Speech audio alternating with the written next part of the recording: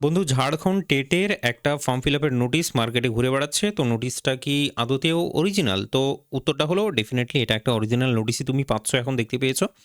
Form fill আপের notice, form fill আপটা আবার হবে কেন বলছি, কারণ এই ফর্ম ফিল আপটা অলরেডি হয়েছে, এর আগে হয়েছে, আবারও নতুন করে 2 বছর পর আবার ফর্ম ফিল আপটাকে করানো হচ্ছে। হ্যাঁ, বুঝতেই পারছো বেসিক ব্যাপার। তো সামথিং মেবি পলিটিক্যাল রিজনসের কারণে এইটা আবার ফর্ম ফিল আপটাকে করানো হচ্ছে। বাকি বুঝতেই পারছো, আসল উদ্দেশ্য তো কিছুই নয়, লুটো ইন গরিবসে অর লুটো, এই হলো ব্যাপার। তো নোটিশটা আমি দেখিয়ে দিচ্ছি তোমাকে, যে কোথা থেকে ডাউনলোড করলাম আমি। অফিসিয়াল ওয়েবসাইটে চলে যাবে। এরকম হচ্ছে অফিসিয়াল ওয়েবসাইট, এখানে লেখা আছে যে এসি, হ্যাঁ, যে AC exam portal dot in. তো সেখানে আসলেই তুমি মোটামুটি নোটিশটা তুমি এই জায়গাটায় ঠিক পেয়ে যাচ্ছ। ঠিক আছে, এখানে তিনখানা নোটিশ টোটাল পাবলিশ হয়েছে, প্রেস অ্যাডভার্টিজমেন্ট, নোটিফিকেশন এবং তার সিলেবাস, সব কিছুই মোটামুটি এই ভিডিওটার মাধ্যমে আমি আলোচনা করে দিচ্ছি। তোমার একটু সময়টাও বাঁচবে। বাকি তুমি ফর্ম ফিল আপটা করবে না সেটা নিয়েও তুমি সিদ্ধান্তটা নিতে পারবে খুব সহজভাবে। তো মোটামুটি এই সমস্ত জিনিসগুলো বলবো, যেগুলো বেসিক বেসিক ব্যাপার, যেমন হচ্ছে শিক্ষাগত যোগ্যতার যে ব্যাপারটা আছে, পরীক্ষার সিলেবাসগুলো আছে, কি কি আছে না আছে, এক্সামের ফিসটা বা আদতেও কি আছে, আগেরবার কতটা না হয়েছিল, আগেরবার যারা ফর্ম ফিল আপ করেছিল এক্সাম ফিস দিয়েছিল কিন্তু, হ্যাঁ, 1500 টাকা করে। তো আবার কি ফর্ম ফিল আপের ফিসটাকে দিতে হবে না হবে সেটা নিয়েও কথাবার্তা বলবো। স্টার্টিং ডেট তোমার ফর্ম ফিল আপ শুরু হয়ে যাচ্ছে 21 তারিখ থেকে, মানে এপ্রিল মাসের যে 21 তারিখ, সেখান থেকেই কিন্তু ফর্ম ফিল আপটা শুরু আরম্ভ হচ্ছে। 1 মাস ধরে ফর্ম ফিল আপ চলবে, মানে 21 মে অবধি ফর্ম ফিল আপটা চলবে। বাকি পরীক্ষার সেন্টার যদি বলো, তাহলে অবশ্যই তোমাকে রাঁচি যেতে হবে। মানে বুঝতেই পারছো, ঝাড়খণ্ডের আশেপাশের জায়গাগুলো যেতে হবে, মূলত রাঁচিতেই পরীক্ষা হয়। তো এই ফর্ম, যতটা ইনফরমেশন আমার কাছে আছে, মোটামুটি 10 বছর পর নাকি এই টেটের যে গল্পটা হচ্ছে তাদের হচ্ছে, ঠিক আছে, মোটামুটি 10 বছর পর। তো যাই হোক, আমাদের রাজ্যও যাই হোক পিছিয়ে নেই, ঠিক আছে, একদম হাড্ডাহাড্ডি লড়াই চলছে। তো যাই হোক, একে একে গল্পটা আমি কন্টিনিউ করে দিচ্ছি, খুব শর্টকাটে আমি বলে দেওয়ার চেষ্টা করছি কি আছে না আছে ফর্ম ফিল আপের ইনফরমেশনটা।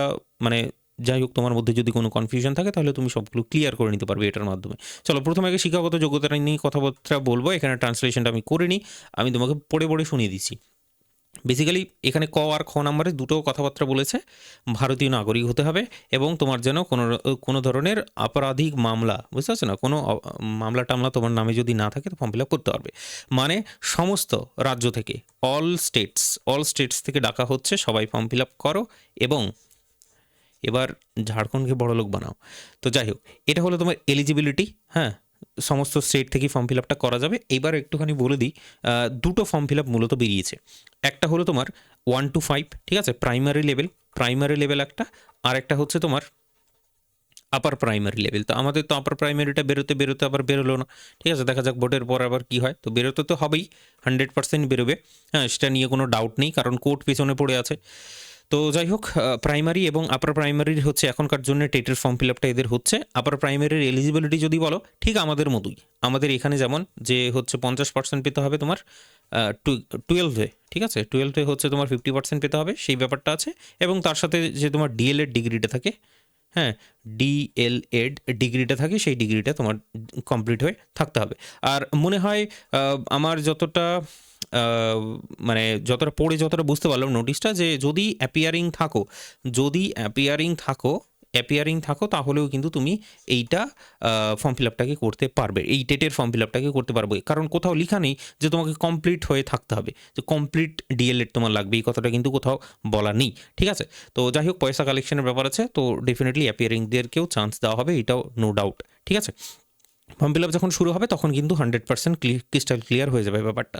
এরপর তোমার হচ্ছে আপার প্রাইমারির গল্পটা একটুখানি বলে দিই। উচ্চ প্রাথমিক বিদ্যালয়ে যেটা 6 to 8 লেভেলের যে টেটটা হয় আমাদের আপার প্রাইমারি লেভেলের, তো সেখানকার যোগ্যতাটা যদি বলি, তাহলে এই যে গ্রাজুয়েশনে তোমার যেটা লাগে, হুম, গ্রাজুয়েশনে তোমার হচ্ছে 50% লাগবে। প্রথম কথা হলো গ্রাজুয়েশনে তোমার 50% লাগলো, এবং তার সাথে তোমার যেটা লাগবে সেটা হচ্ছে বিএড ডিগ্রিটা লাগবে সুন্দর করে, ঠিক আছে, বিএড ডিগ্রিটা।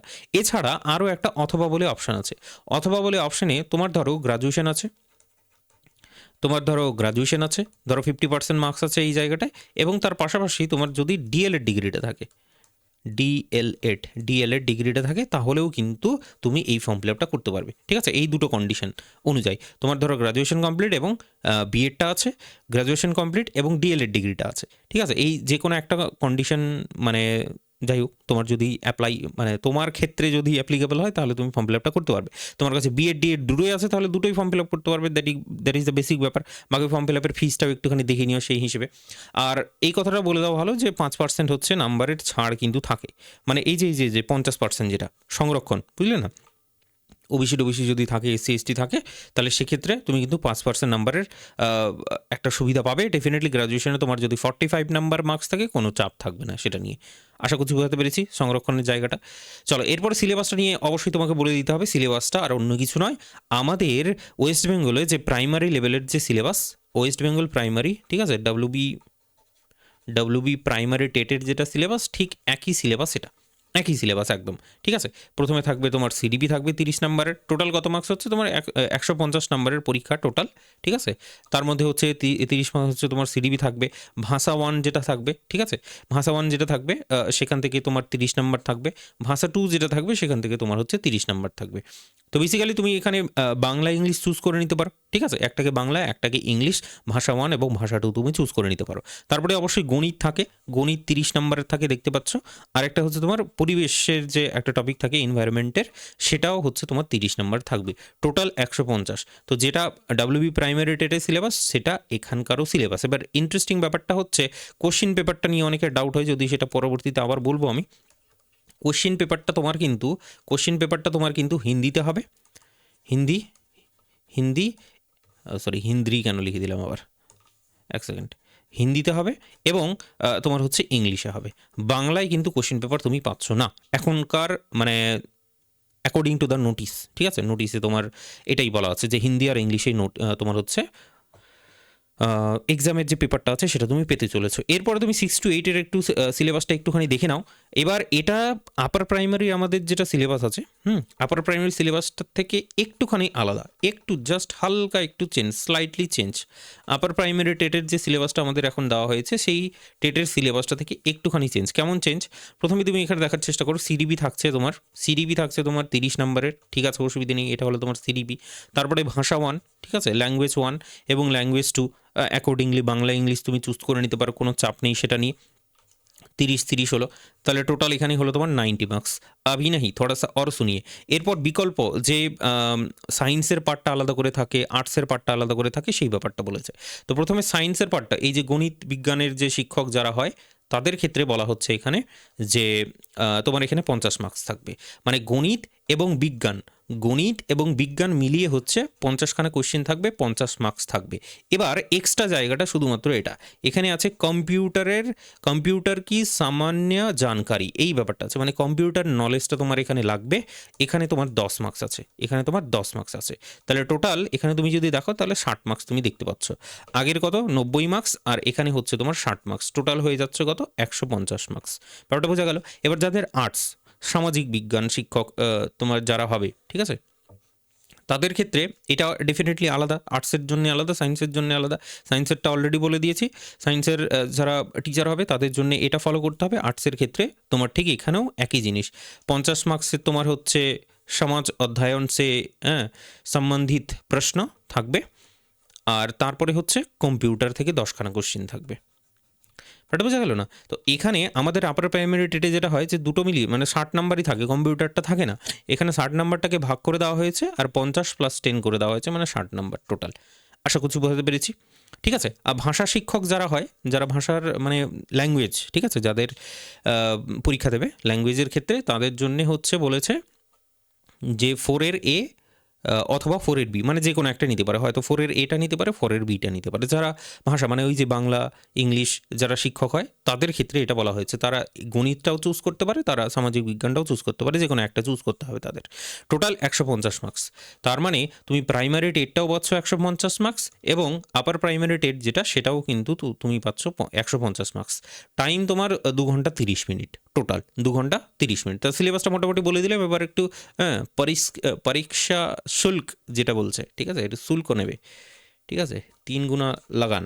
তো কত গুণা লাগান নিচে এখানে একটুখানি দেখে নাও। সামান্য বর্গ যেটা আছে মানে সাধারণ জেনারেলদের জন্যে বলা হচ্ছে, জেনারেল ওবিসি, ওবিসিদের ক্ষেত্রেও এটাই হবে।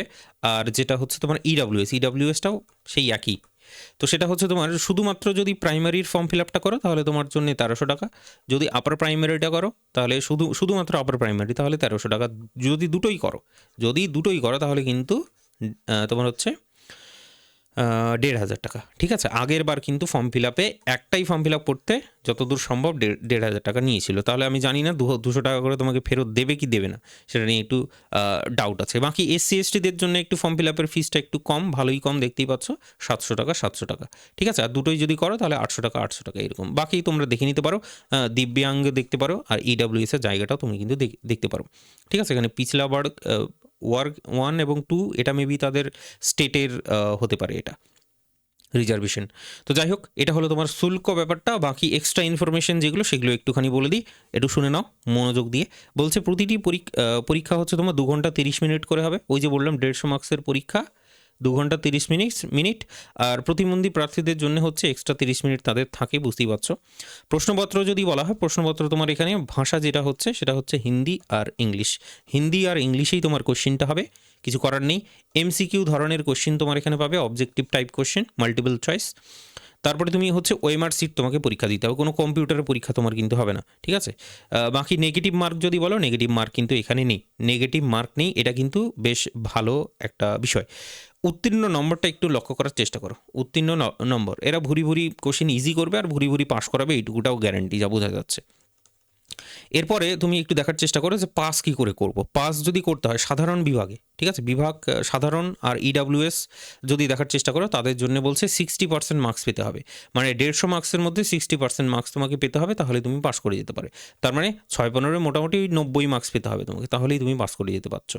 OBCদের ক্ষেত্রে যদি লক্ষ্য করার চেষ্টা করো তাহলে 55% মার্কস তোমার পেতে হবে। ঠিক আছে, এর থেকে কম কিছুটা, মোটামুটি 5%, কত হচ্ছে ওই 7.5 কম, মেবি তোমার 82 হচ্ছে পাস করিয়ে দেবে তোমার এটা। ঠিক আছে, এরপর SC ST যেটা আছে সেটাও তুমি দেখতে পারো, 52% মার্কস তাকে পেতে হবে, তাহলে সে কিন্তু পাস করে যেতে পারবে। ঠিক আছে, তো টেটের যে গল্পটা আছে সেটা আমি তোমাকে প্রথমেই স্পষ্ট করে দিই, টেট কোনো চাকরি দেবে না, টেট শুধুমাত্র তোমাকে একটা সার্টিফিকেট দেবে। টেট পাস করলে তুমি একটা সার্টিফিকেট তুমি পেয়ে যাচ্ছ। দেখো, অনেকে জানে না জিনিসগুলো, সেখানে বলে দিচ্ছি, টেটে শুধুমাত্র একটা সার্টিফিকেট দেবে। এরপর যখন ভ্যাকেন্সি বেরোবে, স্টেটের যখন বলবে যে হ্যাঁ আমাদের, বলছে না সবাই যে 21,000 ভ্যাকেন্সি বেরোবে হচ্ছে তোমার ঝাড়খণ্ড টেটের দরুন আর কি, টেটের পরেই তো 21,000 ভ্যাকেন্সি যখন বেরোবে, তারপরে তোমাকে কিন্তু আবার পরীক্ষা দিতে হবে। এর পরীক্ষাটা সেটা কিন্তু ইম্পর্টেন্ট। ওয়েস্ট বেঙ্গলে কিন্তু পরীক্ষা হয় না, ওয়েস্ট বেঙ্গলে শুধুমাত্র তোমার ওরাল ইন্টারভিউ হয়ে যায়, তাহলেই কিন্তু তারপরেই তোমার ফাইনাল মেরিট লিস্ট চলে আসে, শুধু ইন্টারভিউ হওয়ার মাধ্যমে। এবার কিন্তু এখানে কিন্তু তোমাকে আলাদা করে এক্সাম দিতে হবে। আর সেই এক্সামের প্যাটার্ন যদি বলো, সেই এক্সামের প্যাটার্নটা হচ্ছে যে বিহারে যে এক্সামগুলো হয় ঠিক সেই প্যাটার্নে এক্সাম হবে। প্রাইমারির ক্ষেত্রেও তাদেরকে পরীক্ষা দিতে হয়, আপার প্রাইমারি যেটা আছে সেই লেভেলে, মানে 6 to 8 লেভেলেও তোমার কিন্তু পরীক্ষা দিতে হয়, সাবজেক্টের উপরেই পরীক্ষা দিতে হয়। তো যাই হোক, সেটা কম্পিটিটিভ যে সিলেবাসটা আছে সেই সিলেবাসের উপরে কিন্তু এই এক্সামটা কিন্তু হবে অবশ্যই। আবার রিটেন এক্সাম কিন্তু দিতে হবে, ওরাল ইন্টারভিউ দেওয়ার মাধ্যমে কিন্তু হবে না, সেটা ওয়েস্ট বেঙ্গলের মতো না। এবার গুরুত্বপূর্ণ তারিখগুলো অলরেডি তোমাকে বলে দিয়েছি যে 21শে এপ্রিল থেকে তোমার চালু শুরু আরম্ভ হচ্ছে ফর্ম ফিল আপ। আবেদন শেষ যদি বলো তাহলে 21শে মে পর্যন্ত তোমার ফর্ম ফিল আপটা কিন্তু চলবে। আশা করছি সমস্ত জিনিস মাথার মধ্যে ঢুকিয়ে দিতে পেরেছি। আর যদিও এরপরেও যদি কোনো ছোটো থেকে ছোটো ডাউট থাকে তাহলে অবশ্যই জিজ্ঞেস করতে ভুলবে না। বাকি তোমাকে ওয়েবসাইট তো দেখিয়ে দিয়েছি, যে ওয়েবসাইটের মাধ্যমে তুমি কিন্তু এই ডকুমেন্টগুলো ডাউনলোড করে সেগুলো ধরো গুগলে দিয়ে সেটা কনভার্ট করে বাংলাতেও কিন্তু পড়ে নিতে পারো। ঠিক আছে, অফিসিয়াল তোমার যে নোটিফিকেশানগুলো বা সিলেবাসগুলো যেগুলো আছে না আছে, যে ঠিকঠাক বললাম কি বললাম না, সেটাও তুমি কিন্তু চেক করে নিতে পারো। ঠিক আছে না, চলো, তো এই হলো গল্প। বাকি তোমাকে যেটা বলবো এখনকার জন্য সেটা হচ্ছে, তুমি চলে আসো যে এসএ কম্পিটিশন বাংলা যে ইউটিউব চ্যানেলটা আছে, এসএ কম্পিটিশন বাংলা ইউটিউব চ্যানেলটাই আসবে। এখানে আসার পর তুমি প্লে লিস্টে যাবে, প্লে লিস্টে যাওয়ার পর তুমি এই জায়গায় চলে যাবে সিডিপি আপার প্রাইমারি 2025, এই যে প্লে লিস্টটা আছে এখানে চলে যাবে। কেন যেতে বলছি, কারণ এটার কারণটা হলো, এখানে যতগুলো তোমার ভিডিওসগুলো তুমি যতগুলো দেখতে পাচ্ছ, এগুলো হচ্ছে আপার প্রাইমারি টেটের সিডিপির প্রিভিয়াস ইয়ার কোশ্চেন। সিডিপির প্রিভিয়াস ইয়ার অনেকগুলো কোশ্চেন পেপার এখানে সলভ করে দেওয়া হয়েছে, যে দেখছো 15, 16, 17, 18খানা কোশ্চেন পেপার তোমার সলভ করে দেওয়া হয়েছে সিডিপির, সম্পূর্ণ একদম। ঠিক আছে, আলোচনা করা হয়েছে। তো সিডিপিটা তুমি এখান থেকে দারুণভাবে পড়ে নিতে পারো, বেশ ভালোই হবে। তুমি যদি প্রিপারেশন লেভেলটা বলো, কী করে প্রিপারেশন লেভেলটা রাখবে, সেটা হচ্ছে সিটেট লেভেলের প্রিপারেশনটা তুমি কিন্তু রাখবে। ঠিক আছে, আর বাকি কোর্স যদি বলো, কোর্স অ্যাকচুয়ালি যেহেতু পরীক্ষাটা ইংলিশ আর হিন্দিতে হবে, সেই কারণে কিন্তু আমি একদমই রিকমেন্ড করবো না যে এখানে আমাদের যে সিরাজাম একাডেমি ওয়েবসাইট আছে, সেখানে গিয়ে টেট মুক্তি ব্যাচ তুমি দেখতে পাবে, কিন্তু এটা হচ্ছে বাংলায়। ঠিক আছে, যদি বাংলায় প্রয়োজন মনে হয় যে না বাংলায় দেখবো, তাহলে তুমি দেখতে পারো, কোনো চাপ নেই, তাহলে তুমি নিতে পারো টেট মুক্তি। আমাদের যে আপনার প্রাইমারির ব্যাচগুলো আছে, সায়েন্সের আছে, আর্টসের আছে, আলাদা আলাদা করে সেগুলো কিন্তু চেক আউট করতে পারো। ঠিক আছে, তো এই হলো গল্প। বাকি যদি ছোট থেকে ছোট কোনো রকমের ডাউট, সমস্যা ইত্যাদি যদি থাকে, দুঃখ দুর্দশা যন্ত্রণা জ্বালা যন্ত্রণা, তাহলে সেটা কিন্তু অবশ্যই কমেন্ট বক্সে জানাতে ভুলবে না। ঠিক আছে, চলো আজকের গল্পটা এখানেই থাকছে, দেখা হচ্ছে নেক্সট ভিডিওয়ে। চলো বাই।